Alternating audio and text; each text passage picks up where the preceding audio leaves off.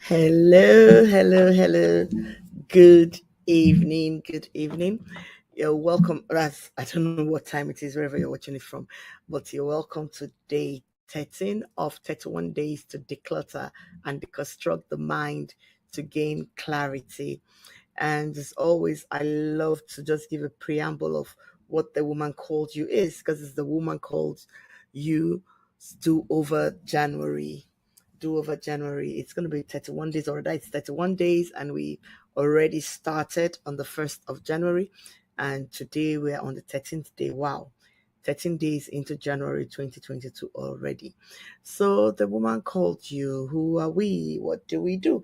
We're just the platform of women, conscientious women, I dare say, who inspire change through personal growth. And like I always say, we can't give what we don't have. So we are committed to just grow, even if it's in stages, um, in any way possible, as long as it's positive growth and not just self-serving, not self-indulgent, but growth that can make impact, to anyone who we just interact with, come in contact with, and ultimately have some kind of relationship with. So today is day 13, and like I started saying on the day 12th episode, we are kind of examining right now. I think we'll also do it for day 14, but in a different dimension, choosing your battles to declutter the mind. So today we're discussing good battles. Yesterday we just, or rather day 12, because I put it up earlier today since I couldn't come up yesterday. That was the 12th of January. So I put up day 12 earlier today. So earlier today, when I put up day 12, I spoke on what it means to choose your battles. And I just ran through it why I think we should choose our battles wisely.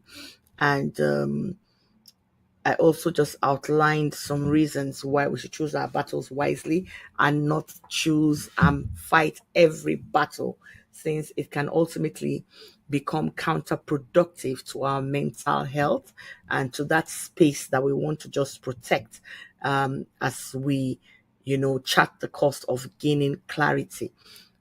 Getting rid of all kinds of emotional and mental baggage that oftentimes slows us down and stops us from being present in our day-to-day lives. So today we're saying choosing your battles to declutter the mind, and I'll be exploring what good battles are, the kind of battles we should consider, you know, um, fighting, I dare say, in air quotes, because of course we're not talking about the physical aspect of battles in this case, but we're talking about battles insofar as it involves, interplay in relationships or in things we need to do, things we need to put um, ourselves, situations rather that we need to apply ourselves in, and such other things. So, like I reminded us yesterday, or that I said yesterday, because since the 1st of January, we've been looking at different components of what it takes, what we would have to be involved in, in order that we have the right kind of mental space that we all, desire and pant after. So yesterday I said to us, so that in the day 12 episode earlier today, I said choosing your battle simply means be selective of the problems, the arguments and confrontations that you get involved in. Not every dog having its day in your life. Instead of fighting every problem, instead of shouting at the top of your voice, learning to save your time only for the things that matter. And in reality, no man is an island. Even if you're an introvert, you're not an island, because at some point there has to be an intersection between you and another human being. And one of the things that largely give us, you know, mental fatigue, that will give us emotional stress, most of the things that just would not allow us operate optimally emotionally or mentally, usually has a human component to it. And in relationships, we're bound to have conflict. Sooner or later, I'm telling you, in any relationship you find yourself, you will have conflict. It is inevitable. It is inevitable. And when you have conflict, before you know it, battles begin to brew, whether it's between spouses, whether in the office, whether with your siblings, even with your children. You, like I said yesterday, you need to, on the day 12, you need to choose your battles, wisely. So I'd said to us in day 12, the post before this one, I said we would be examining good battles and bad battles and ways and means, that we can, in the little way we can, really, optimize our participation in any battle we find ourselves in, and able to distinguish which battle is important. Because, like I said in day 12, one of the things we need to get clear, even as we choose to go into battle, you must understand that not every action requires you to give an answer. Not every agitation requires you to give an explanation. Sometimes just one word is enough. So, the different understanding on how you handle battles, the kind of battles you need to be involved in, is very important for you to have mental clarity. And for anybody who has been, who has had to lock horns with somebody or people, you will understand that those people they refer to as wise, really, are those who know how to choose their battles, essentially. And when we talk about good battles, we're simply saying the essential battles, the things that serve you, you know. And when we talk about bad battles, we're talking about non-essential battles, which are the sorts that are counterproductive, that can hurt you immensely, you know. Like I was listening to somebody yesterday when she was talking about the difference between destiny helpers and covenant partners, and it hits me. She said that sometimes you have a relationship with somebody and it pushes, it might be a relationship that is hurtful, painful, but it might push you, it might push your boundaries to become more. And there are some battles that are like that. Those kind of battles, we can call them good battles. Battles that will push your boundaries, even if it conflicts with potentially forcing you to think outside the box. No wahala. The battles will push you in such a way that you begin to find answers. You begin to see things in a different light. You are involved in battles that begin to question you, the assumptions you have, that will force you to do new things, go further than you've ever been, just battles that will push you out of your comfort zone. Those kind of battles can be good. But even though they can be good, you need to gauge your involvement in such battles. I remember in the day 12 episode earlier, I said one of the kind of battles that can be good battles, that yes, you dare say you choose to be involved in such battles about your core values. I mean, when your core values are compromised and you engage in battles, that's fighting the good fight. Not physical, you understand? That's not talking about physical. Pushing through. I think it was Paul who said it. I fought the good fight. This kind of battles, we call them battles that are not only good, but battles that are necessary. They are necessary for your sanity. But like I said, like in any battle, whether it's good, you must have a tipping point. I don't know who watches that program on BBC when those coins come down, like ping, ping, ping, ping, ping. When you are caught up in a battle because you see somebody is being unfairly treated and you need to say something, you speak up. There's this thing they say, things go bad because good people don't speak up when it matters. Such battles, they can be good battles where you need to speak up.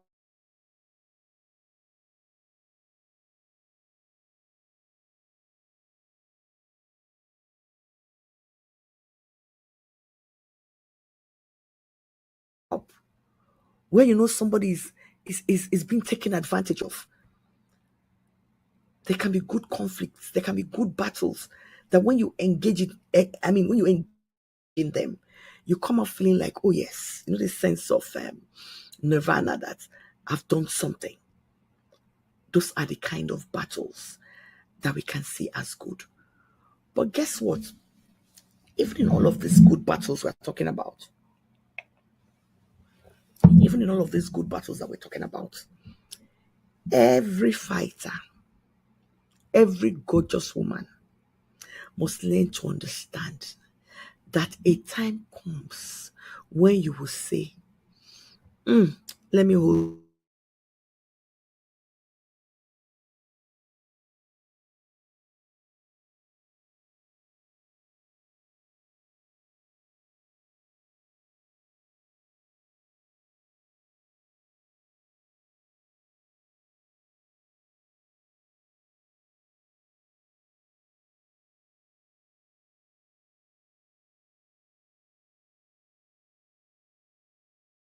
all your arsenal showing or shooting when the adversary is still withholding their arsenal. So knowing how to pick the battles, not even in the fighting it, to know the battles you should go in for, it's a skill we must master. And guess what? For our peace of mind, for decluttering, that mental space that has been clogged up by all kinds of issues, then you come and put the wahala of battle. It is expedient, my sister, that we begin to understand and know the strategy of even going into good battles. And I would try to my utmost to see how I can, just capture the ways and means that you can even, carry out, or should I say, deploy yourself for these good battles. The first thing you need to understand, and that's the truth, that's the first major truth. Might not just be the whole truth, but it's the first major truth, is that a woman should begin to fight for issues that are truly important.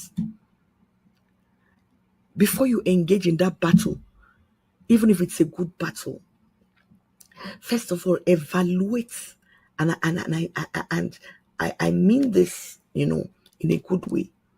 Evaluate the consequences of that battle. It can even be an argument. It's true. Is it worth addressing?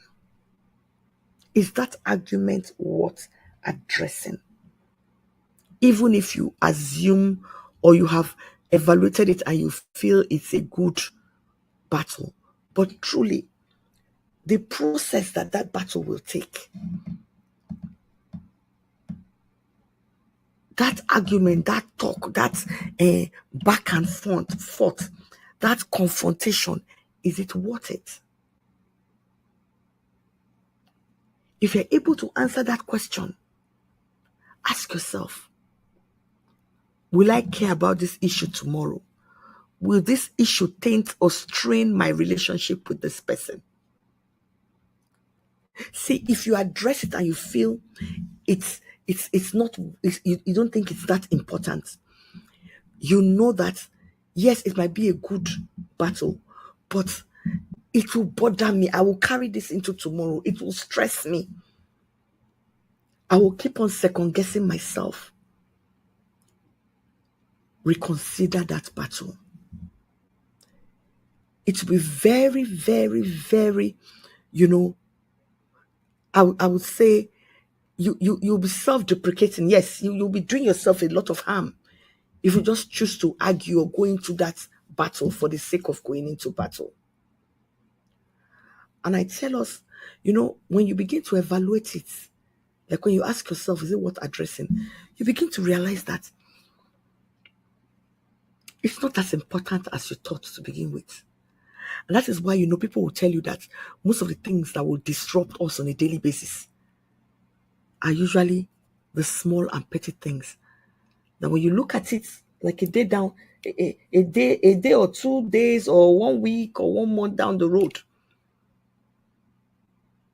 it really had no impact. It's just like when you want to go into a battle. Yes, you have this thing. It's something that will push your boundaries. It's a good battle. But when you consider that, look, you're going into this battle with people who are toxic, people who will just try to, rain on your parade, bring you down. They leave the issues of the argument and they begin to attack your person. You must give that battle a rethink.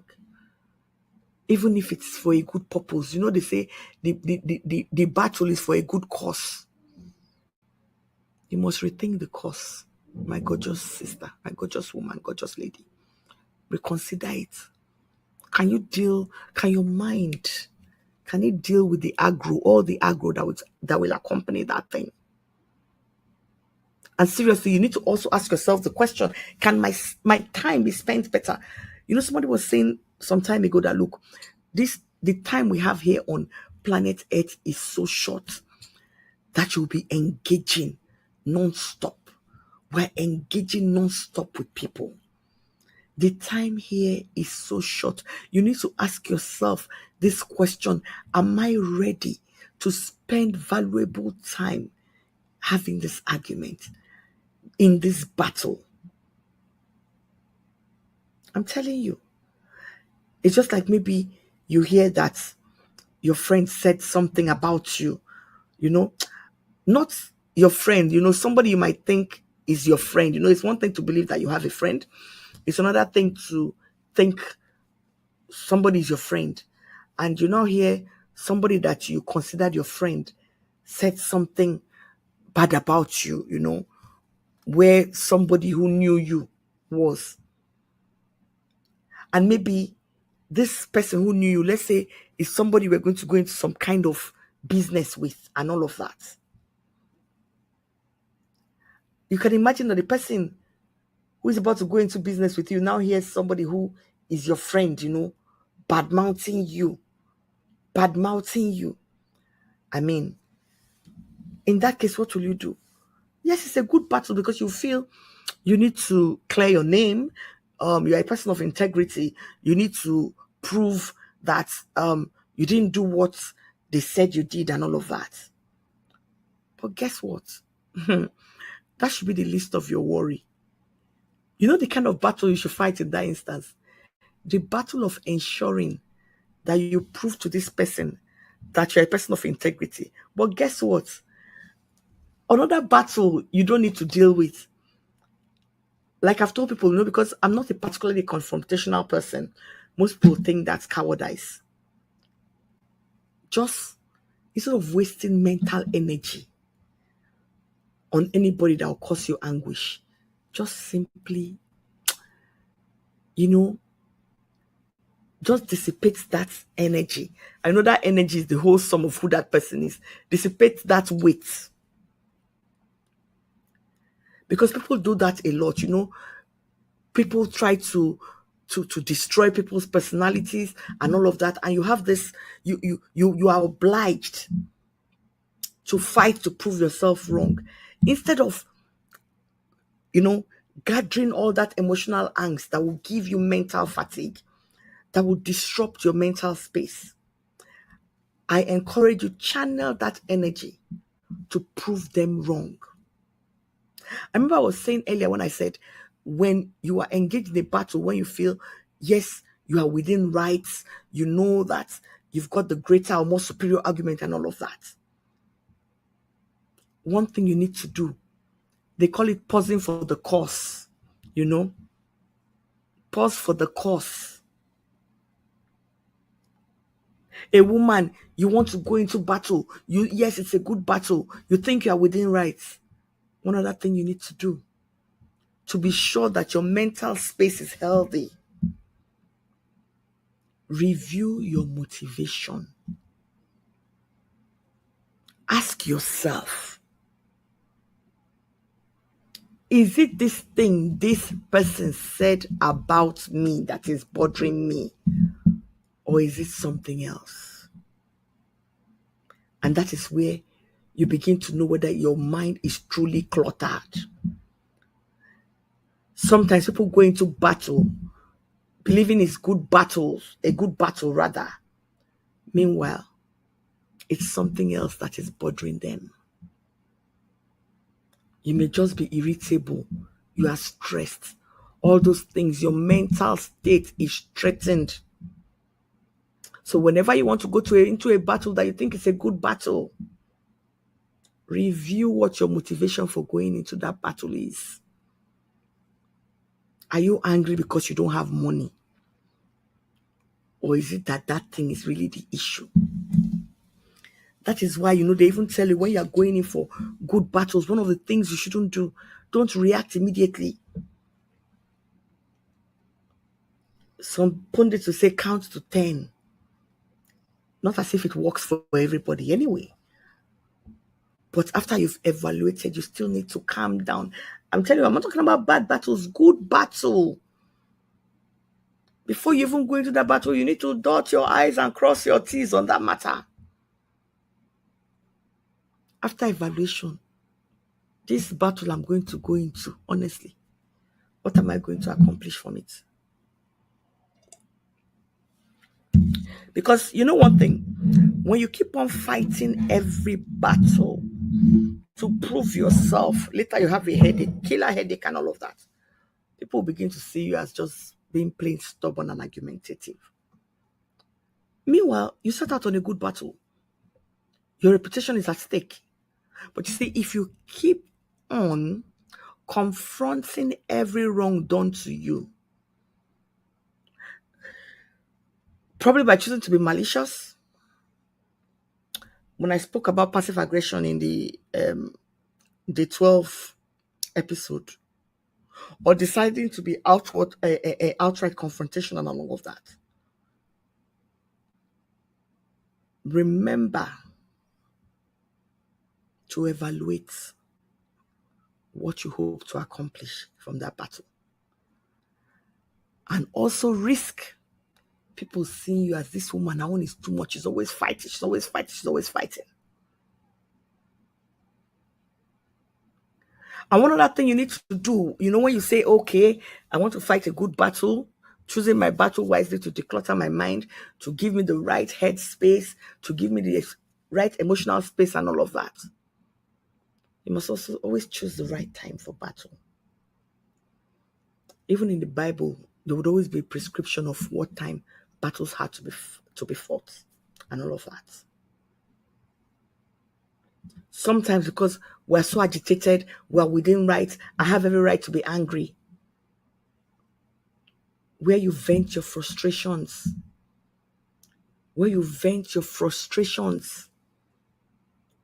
Sometimes just cause even the issues to escalate. And not forgetting that when things like this happen, they're always a catalyst for a form of mental deterioration.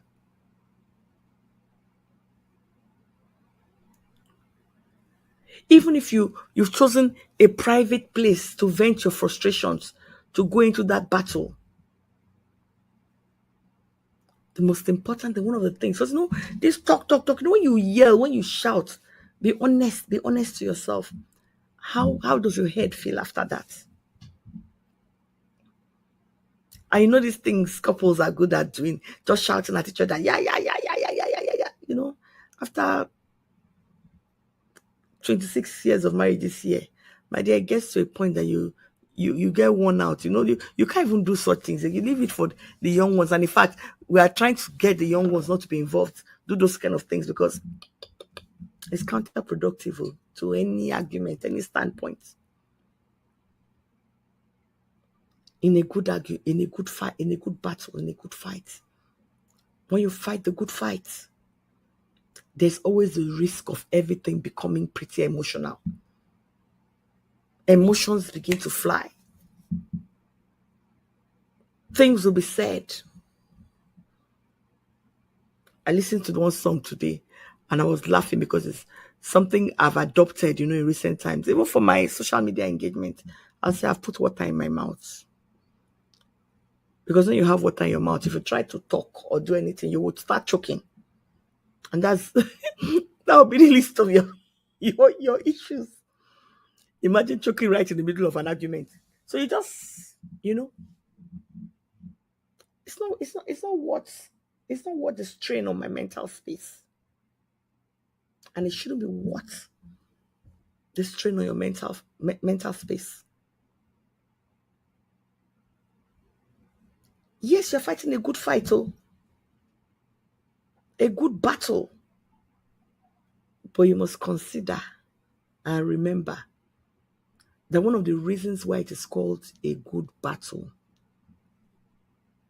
is that there is no victor, no vanquished though. We'll go for win-win. You are not ready to lose that battle. Yes, if you choose to go into battle, like how Shepherd Boy David did, he must go in to win. But unlike Shepherd Boy David, there will be no one winner, one loser, because Goliath was the loser. So even if the next person is going to win, I must win too. You'll be wondering what is the next saying. It just simply means this. In a good battle, because remember, it's not fisticuffs, people are not fighting physical. It's a battle of wits. You're so sure, like I said, if you when it's a battle for your core values and stuff like that, simply agree to disagree. Because most times, in fact, more than half the time, let me say almost all the time, in such battles, compromise is usually impossible. So in order not to have a big headache at the end of this battle, you know what? I'll just say, okay, bros, sister, uncle, auntie, let's just agree to disagree, And when you agree to disagree, when you agree to disagree, you begin to understand that, see, so many things can diffuse the situation. Like you see people, they'll be having an argument, right? And and sometimes love the way guys interact, They'll just over a drink or something, and that's it. I'm not talking about what the shadow things that can happen after. But when you go for win-win in a battle, even if it's a good battle, you simply agree to disagree. And you might do this by just laughing it off, diffusing the situation with humor, anything. But you need to ensure that battle does not deteriorate any further. And one thing that will stop it and prevent it from deteriorating, when you understand how to communicate with the person you are having a battle with. Sometimes we second guess each other, especially when it comes to battles with our partners. You just assume that, oh, your husband knows what you're feeling. Well, I don't know about other husbands, but I don't assume that with my husband. I used to assume it. So in a good battle, I beg you, whether with your husband, whether with your boss, whether with a business partner, a friend, anything, you must explain, be specific about what is upsetting you. If you're upset because the person took this thing and dropped it here, and took something like this and dropped it here, be specific about the reason why you are upset. Don't use the opportunity for a battle to bring things from that's how that day you did this. In 1940, you did this, you did that. You are fighting a losing battle that will just put emotional strain on you. And eventually your mental space will deteriorate. And whatever the issue is, one of the things we need to do in fighting a good battle. I remember we are talking to somebody a couple of days ago, and we said, yes, we know all these issues are there and all of that. But what you should do, and it is something I can't overemphasize in the When Women Call You community, our small community of women, very, very small community. I can't overemphasize the importance of learning to look in the mirror. I remember sometime in February last year, 2021, we did a workshop on looking in the mirror, knowing the woman in the mirror, confronting her for who she is. So one of the things we need to understand when we are talking about, engaging in a good battle and knowing how to engage, the terms of engagement, never attempt to minimize or cover up your mistakes. Because whether we like it or not, in that battle of wits, in that issue, that challenge, at least, even if it is 2%, take responsibility for your part. Acknowledge it. Acknowledge your errors. Sometimes it's an awesome moment. You just feel even relief when you're able to acknowledge your errors. And when you do this, that's why you can say, okay, fine, maybe we may reach a compromise. But remember, I said sometimes it's often difficult to get to a compromise. That's why it's win-win. We agree to disagree. And no matter how you're engaging in that battle, as much as possible, be respectful. That's what most people fail to do. When they are involved in that kind of situation, all emotions are out of the window, and like you really don't care how the other person is feeling because you need to air your views. And that's not being proactive. Sometimes some people just calm and collected. It's not as if they don't know what to say. They're protecting their emotional space. I'm not talking about living in denial. No, it's not living in denial because remember, like I said, the disagreements or whatever, you will face it, you will address it face to face. Body language, the facial expression, you would address it. These are things that you use to convey, the message of your argument, if I dare say so. Everything must come together. You cannot be saying you're angry and you look at that's like you're angry. I'm not saying you shouting or go off the walls, but even in the way you are passing the message across. The Bible talks about setting your face as a flint. The person would even understand that you are angry. There's this thing that happens now. It's also it's very common. Most people, I used to be like that anyway. Most people don't like, probably because they run away from outright confrontation. So they do this thing of technology, communication technology, or whatever it's called. We argue by email.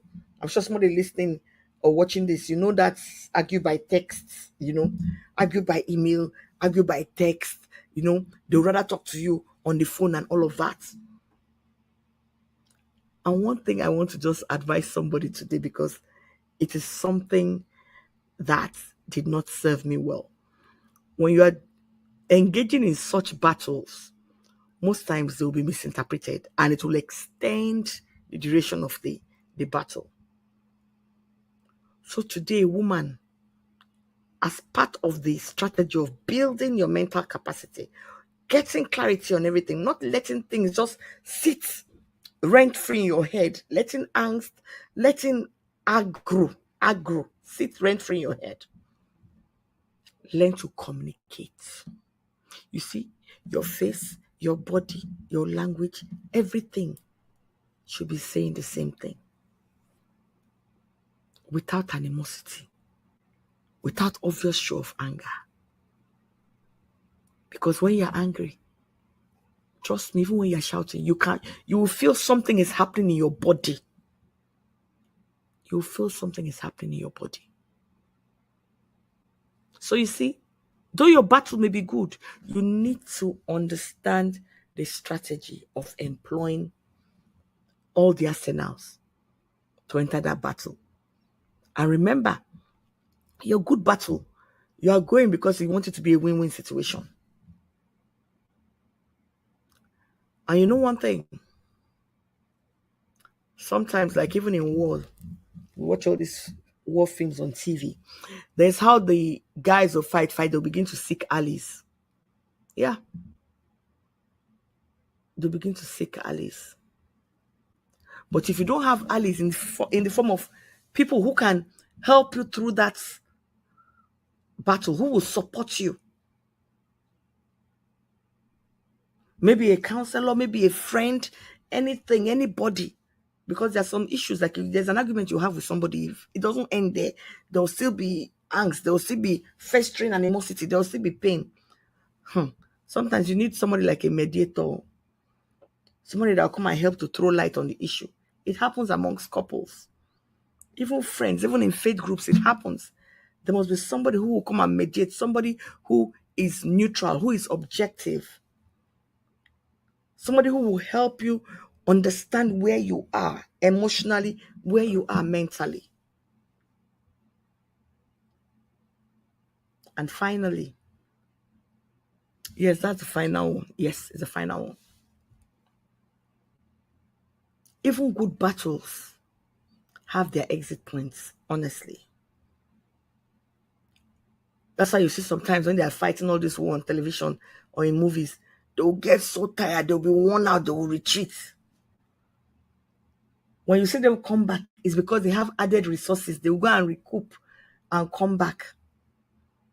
But sometimes, even in good battles, they run out of resources. And in our case, the resources that we run out of, even in good battles, we become tired mentally. We become tired emotionally. You become bruised.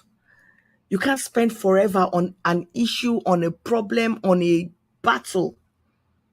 It's near impossible. So it gets to a point that even in a good battle that you went in believing that all the parameters, all or everything was going to work out for you.